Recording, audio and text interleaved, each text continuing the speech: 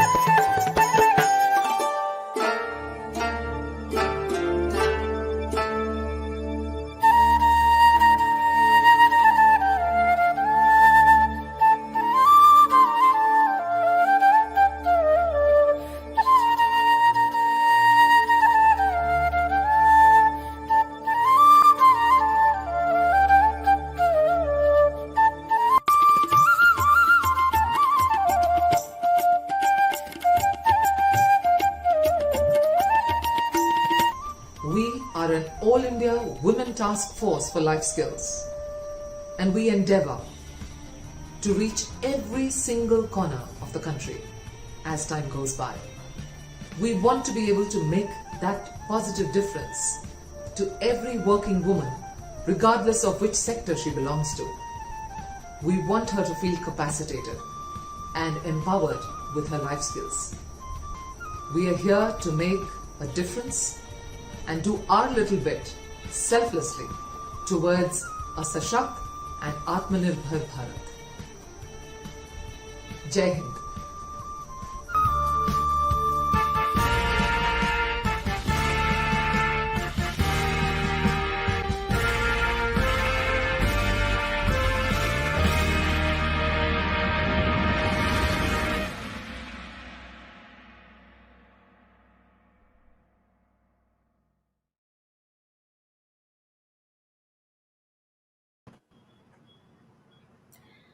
Good afternoon and a very, very warm welcome to all our viewers. On behalf of Wiki Life Skills Council, we hope you're staying well. We hope you're staying safe. I'm Anu Vaklu and I'm the moderator for today's webinar. Wiki and its manifold councils at international, national, region, state and city level represent nearly 200 sectors. And we have concentrated programs, policies, and we work with government and other agencies to strengthen women's voices, leadership presence, and build business growth. The Life Skills Council has a vision to create a powerful and enriching ecosystem for building life skills in India, which will help working women across sectors achieve self-empowerment and success as professionals. We all know that to succeed in our personal and professional life, we need key success factors which go way beyond our functional skills and our subject matter knowledge. We call these skills life skills, and these cut across areas of professional expertise. UNESCO, UNICEF, and WHO have listed 10 core life skills. These include problem solving, critical thinking, effective communication, decision making, creative thinking, interpersonal relationship skills, self-awareness, empathy, and coping with stress and emotions. We at the Wiki Life Skills Councils are working towards creating awareness and relevance of these skills across women in India across various sectors. The 4-hour series, which is Friends of Hope and Resolve, webinars is an initiative which has recently been started by us as a reach out platform for women, wherein they can learn from the experience of different experts and pick up perspectives and coping mechanisms. I welcome you all, and I am truly delighted to introduce you to our speaker for today, that is Indu Kapoor. Indu is the founding director of CHETNA, which stands for Center for Health, Education, Training and Nutrition Awareness. It's based out of Ahmedabad, Gujarat. CHETNA is well recognized as a leading resource organization in the area of gender, nutrition, health, and well being in India as well as globally. Over the last 35 years, Indu has been a pioneer in getting gender recognized as a key social development, key social determinant of health and well-being across for women. She has also walked the talk by building the capacities and empowering women, not just in Chetna, but advocating the cause of marginalized women at national and international levels.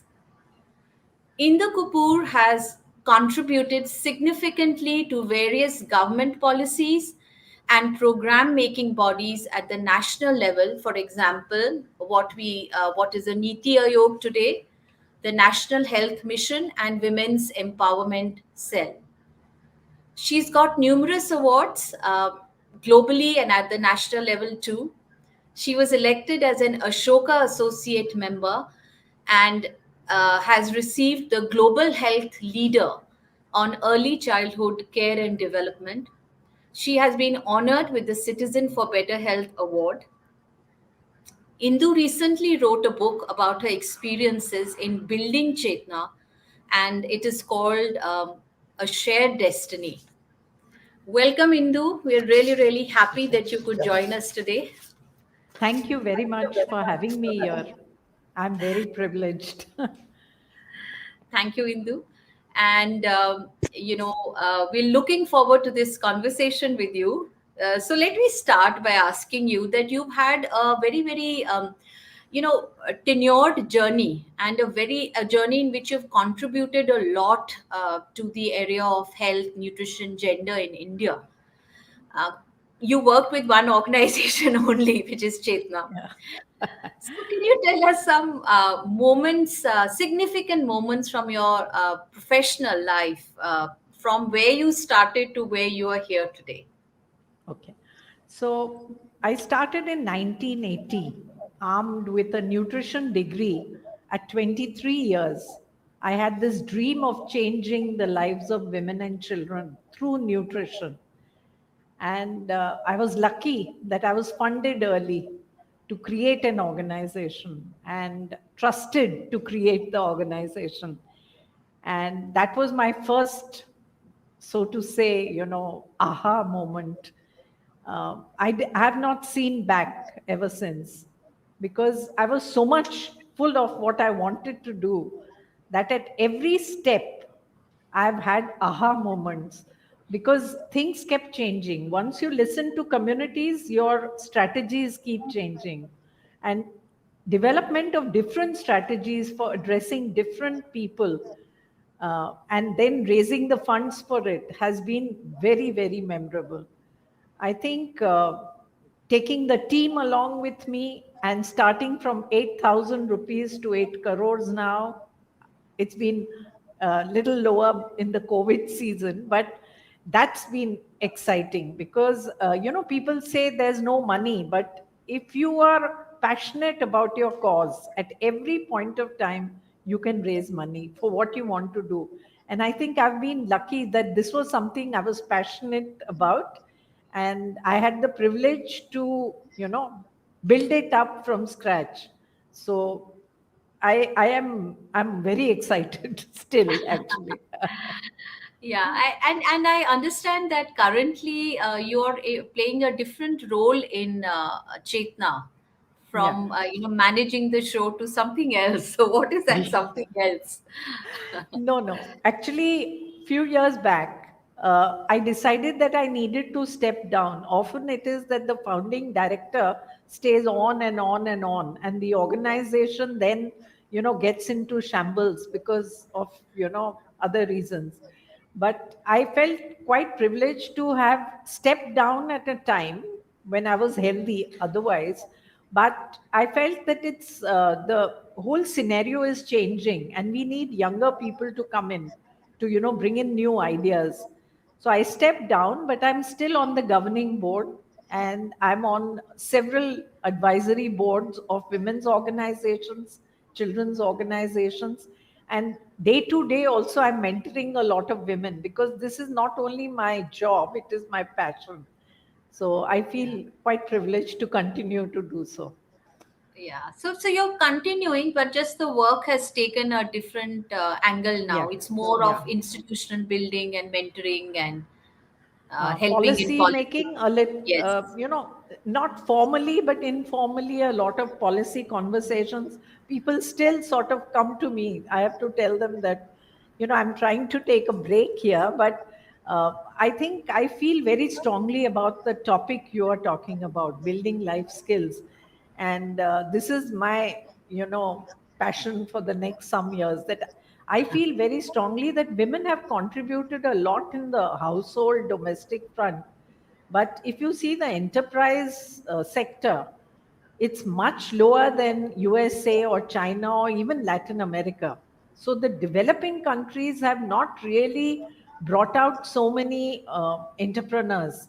And we cannot have a thriving economy if one part of the gender is, behind. So I think you have picked up a very good goal for Vicky, and I thank Vicky for doing this. Thanks, Indu. And you're quite right when you say that you can't only look at jobs. You have to look at entrepreneurs who create jobs. In fact, job opportunities for others. Yeah. And in their own ways, women are doing it, but it's happening very informally and at a at a slow pace. So I think this is a good point, and thanks for bringing it out. And since you talked about enterprise, I just wanted to ask you that you are a social entrepreneur, and we hear this word so much these days, but I don't know whether all of us uniformly understand what it means. So can you help us to explain what does it mean? What does it mean to be a social Okay. entrepreneur? You know, till Ashoka Foundation, identified me as a social entrepreneur, I also didn't know what it means. But over the years, I've realized that it is an enterprise which looks at improving the social impact. For instance, better access to healthcare, better access to education, removing poverty. So these are social goods. And our society at the present needs a lot of this. And, government laws and policies alone cannot do it. You need people to really walk the talk. And so their entrepreneurship for a social causes, you know, anything which will help to elevate the pain of disadvantaged section, that's very important. That it's different to create things, products for people, but this creates better access and products which will make the life of people better, particularly in slums, rural and urban areas. So what I hear you saying is anything which is for the upliftment and support of underprivileged sections of a society, anybody who works in that could be called a social entrepreneur. There is a difference between a NGO and an enterprise. An NGO does much of this through charity, but an enterprise includes the strategy which will help it to stay for a long years. And I think I forgot to update my biodata. It's 40 years now, actually. Oh, okay. 1980. 1980 is when I started with Okay. 8,000 rupees budget, 1980, in a small project. And, we could have remained in the charity mode. Most people would love to, give out charity, and it's a good thing to do and very necessary. But if you really want to an idea to sustain a change of framework, you can continuously feed children for a long time, but if you can change the framework of what would make a difference in the lives, just by your experience you do the same thing, but if you can make a framework change which can influence policy, that is something which I feel can contribute much more. I'm a Yeah. great fan of Mother Teresa and other people, but an enterprise is something which the goal is not profit, it's profit for people, and that is for the persons who are in the disadvantaged Sure. sections. Sure, sure. So profit for good, and Yeah, profit focus. profit for good, and also profit not necessarily in term of revenue or rupees, but profit and support of what is required to uplift our entire country, especially the marginalized sections. And Yeah, if we run our organization as an enterprise, which is not charity, you're always seeking funds, but you can seek funds and nothing wrong in yeah, that, that, but how do you make it sustainable, how do you grow it? yeah, That yeah, would be classified as social. yeah, Thanks, yeah, Indu. Thank you so much. yeah. That's Thank very you. No. nice. And just now, since we are talking about social entrepreneurship and enterprise, and we come back to life skills, and you mentioned this in the beginning, so that's what's staying with me. How do you see the connection between the life skills and social entrepreneurship? There's a very, very, very intricate connection between the two. You need some life skills which women are not really socialized to becoming. For instance, decision making. They do a lot of innovations, critical thinking, all at home. But it because they are not able to voice what they have experienced, often there's no practice for something like that. So if you see any women, I mean, particularly in rural areas, and I'm not talking of the women who are here, they are not able to voice their opinion, even if they have a better opinion than the men, because they're not just allowed it. So, how do you put your voices in a place, where it makes a difference and where people value it? I've started when there was no women in policy making. I was often the only girl. And they would say, she's a woman, but she's talking, articulation, confidence, that the problem. And once you immerse yourself in the community of work that you're doing, that will confidence will be built. But often women have done a lot of work, but they are not able to articulate it, and therefore it can't change policy. Because just take an example of a hand pump. We went to place an hand pump, so the men in the village said next to a sarpanch's house. But when we asked the women where it should be placed, right in the center of the village. And that's where, women's work, women's experience really makes a difference. But they are not able to voice it. Eventually, it was put in the sarpanch's house. So, if they don't voice it, you Yeah. can't really. So I've often felt that I was like the voice of the voices, a bridge between the communities and policy. And we need to build women themselves to say what they want, Right, right. to Instead of policymakers. having somebody else say their voice, Talk no for it. matter how Yeah, well meaning. And yeah, therefore, I guess, when you look at the life skills, things like confidence, which is a foundational skill, and yeah, communication skills, all decision making, as you rightly said, would be critical skills for women to have in order to become social entrepreneurs also. yeah, yeah. Okay, okay. Can you give us a couple of you have already actually given a couple of examples, but any one example where you felt that you have used what we are now technically calling life skills, and used it in a meeting, you used it in a setting which made a lot of difference. Yeah. So, earlier the funding agency had given us a child survival project, and the technical people were all concentrating on, respiratory illnesses, diarrhea, and all that, and addressing women as if they were the ignorant lot. They didn't know how to look after children. And that's when I realized that women themselves have to be empowered to look after children and not the physical needs of children. It's much more. So, I made a change from child survival to women's empowerment. I said women's empowerment will ensure child's survival. You need not focus, purely on that focus. Similarly, in nutrition, again, the technical people, they keep on talking of women should eat that and women should eat that. But you know that young daughter in laws are not empowered enough to say what they want to eat, even if they know what they have to eat.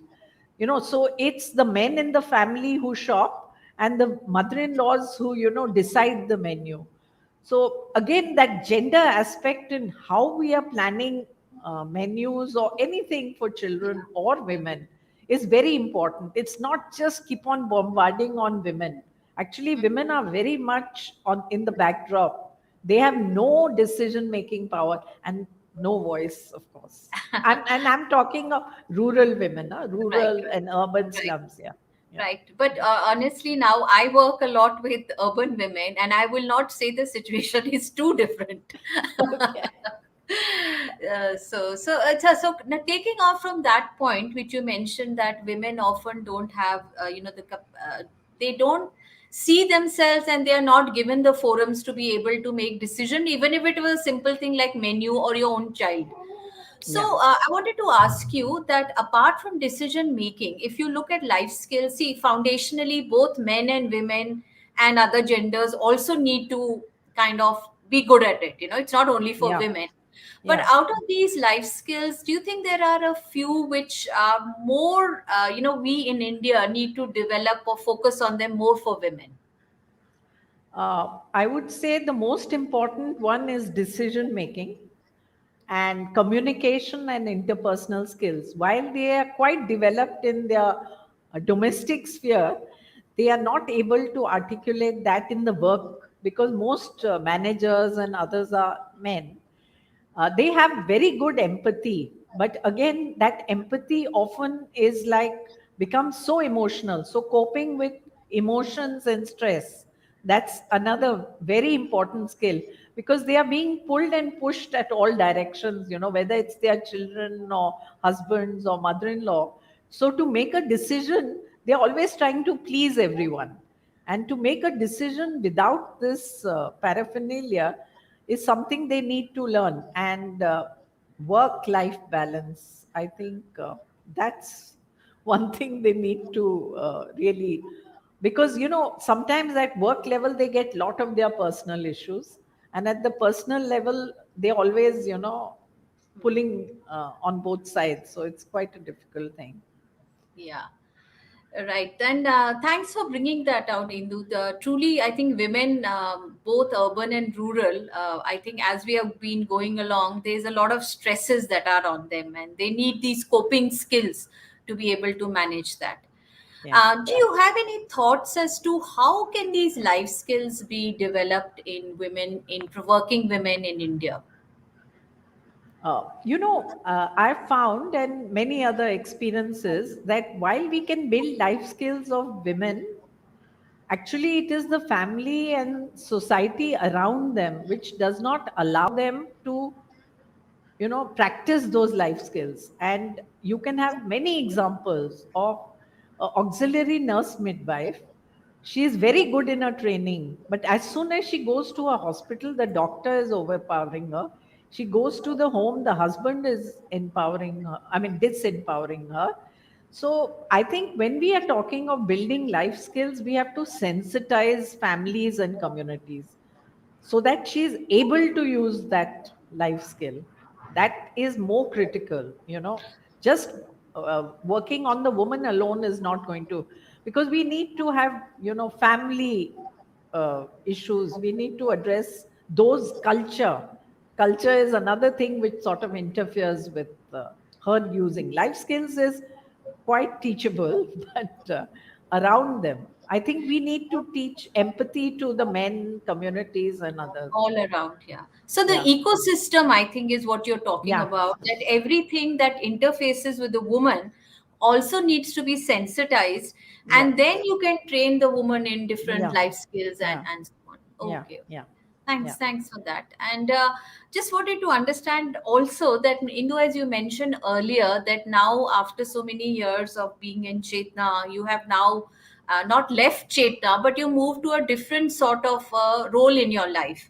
So I just wanted to ask you, because as leaders, women leaders, our job, in a sense, not articulated, but is to make life better for more and more women around us. So, can you tell us about how are you doing that role of mentorship? Yeah. Actually, I'm a compulsive mentor.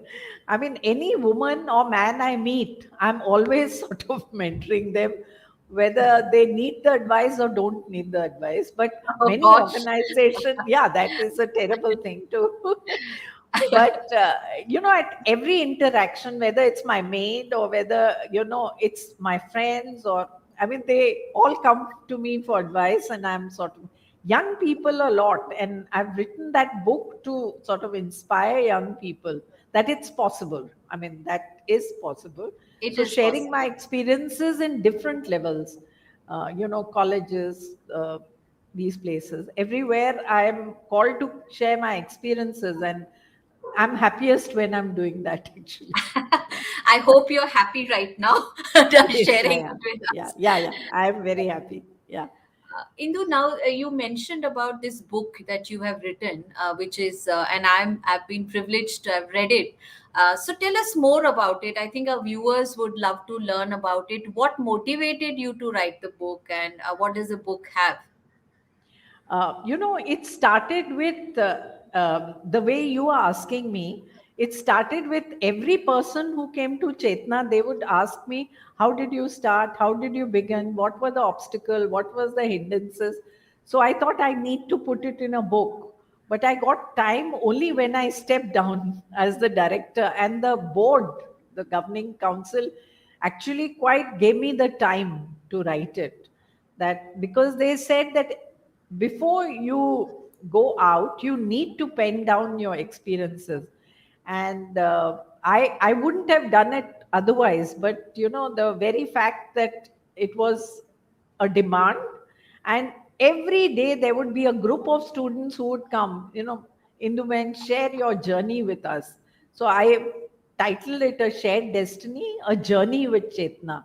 So that was my main thing, of sharing that journey, which is also available in Gujarati. So English and Oh, Gujarati are the two okay. languages. Yeah. Okay. Thanks, thanks. Thank you for sharing a little bit more about that book. And Indu, you mentioned that, earlier also, and I know that you still work in the area of policy.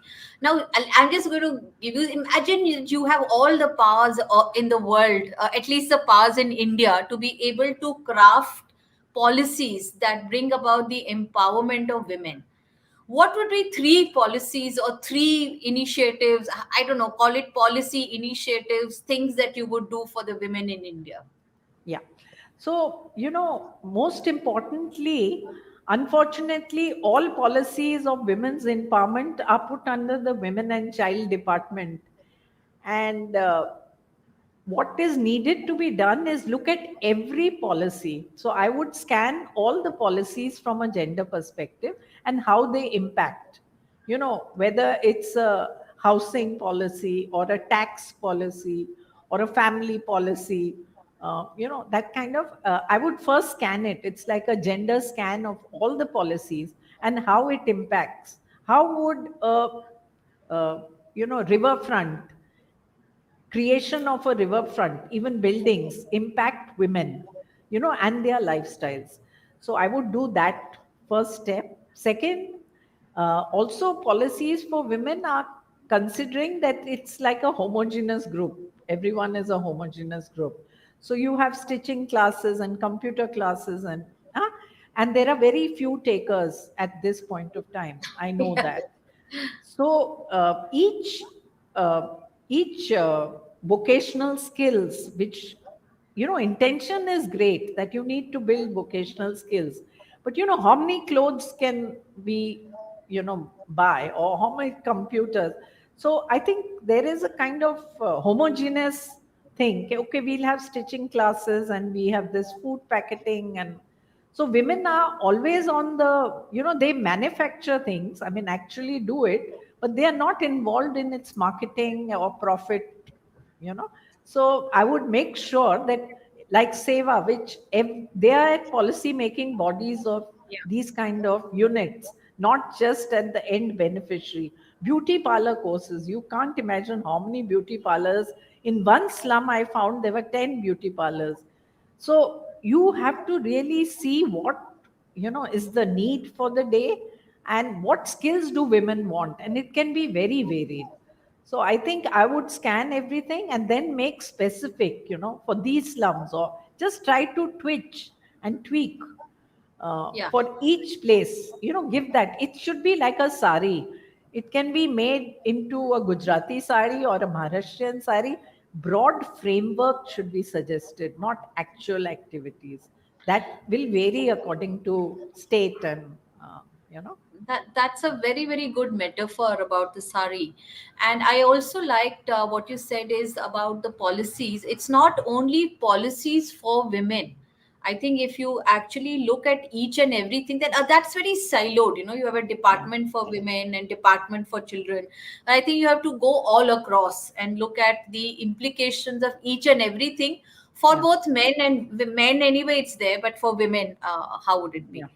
yeah. So thanks, that was very insightful. And so, if you had to give advice to a young woman who now is all fired up hearing you and says, "Okay, I want to start a social enterprise. I want to be a social entrepreneur," what would you say to her to enable her Uh, to be successful? Yeah, not reboot. Okay. So I would say that start young. I mean, find your passion. Your passion will, decide its length. Be patient because it takes a long time. Especially I actually 40 years back. Now it's faster, and get people around you to believe in what your passion is and your vision is. Not only the grant making person, but like communities, communicate your passion with as many people as you can, and get them on board, whether as, a team, or because you can't, you can only start or continue if you have people who believe in you and are ready to follow you, and Yeah. that's what you have to do. So make people sort of, first do it yourself, do a little small kind of experiment. Don't imagine that suddenly it will create ripples. Start, but don't negotiate on your passion. Just because the funding is available for HIV AIDS, don't start that if you're not passionate about it. If you're passionate about mental health, go on that, any issue. Because eventually, but you have to see the need also, because what I found out was going to slums with my mother and seeing that food is an important thing. I not only found out, but I studied to address the problem. So it's very important that your purpose and passion are something, because that will be sustainable. Other things, you can build on the way. I didn't know management, but I'm managing organization. So, Yeah. many skills you can pick up, but don't compromise on your passion or what you feel very strongly about.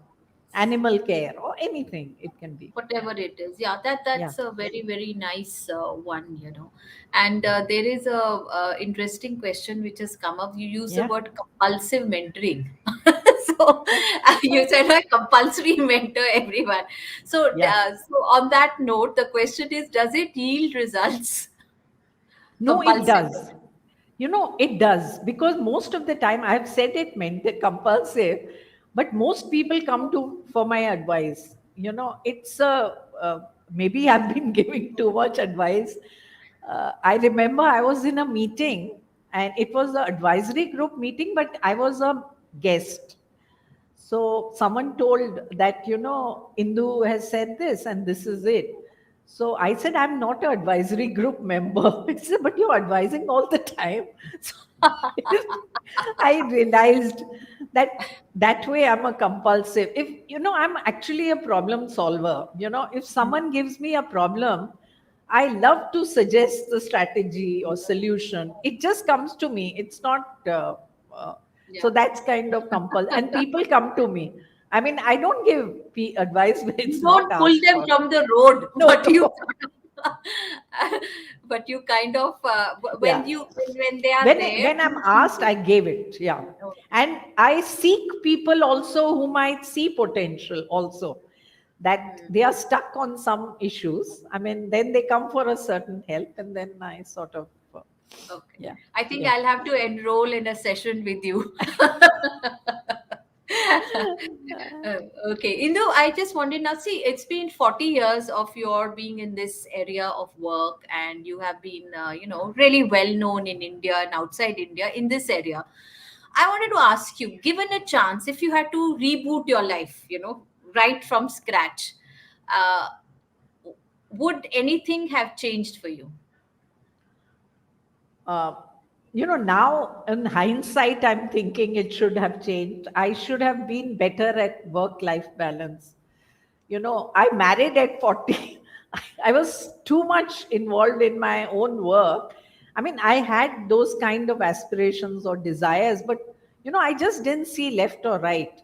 So I think if I had more balance and in my work life balance. Now I'm on the other side of the pendulum.